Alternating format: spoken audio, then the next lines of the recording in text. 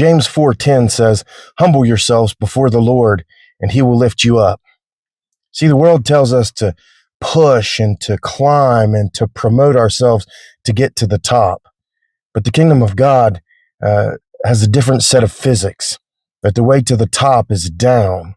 Humble yourself. James 4:6 says that God opposes the proud and gives grace to the humble.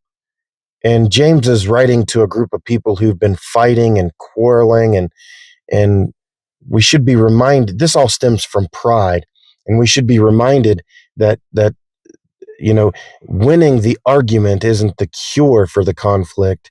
Humility is the cure for the conflict. Winning the argument doesn't necessarily bring you peace, but humility allows us to surrender ourselves to God properly. You see, many times we want to be the God of our own lives.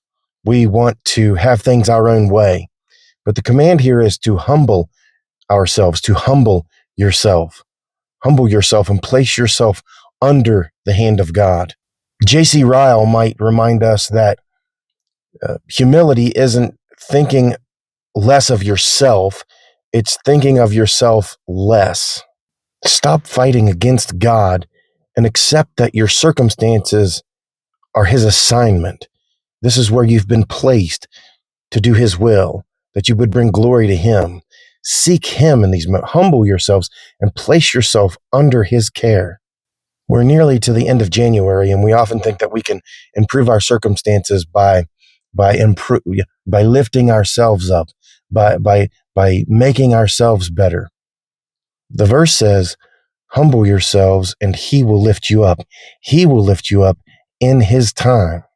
Identify one area in your life where you're forcing your own way, where you're trying to go against the grain, so to speak. You're trying to swim upstream. Surrender that and give it to God. Allow God to rule in your lives.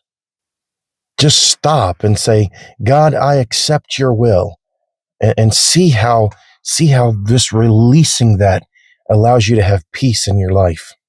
It's said that lowliness is the prerequisite for holiness. Humble yourselves today.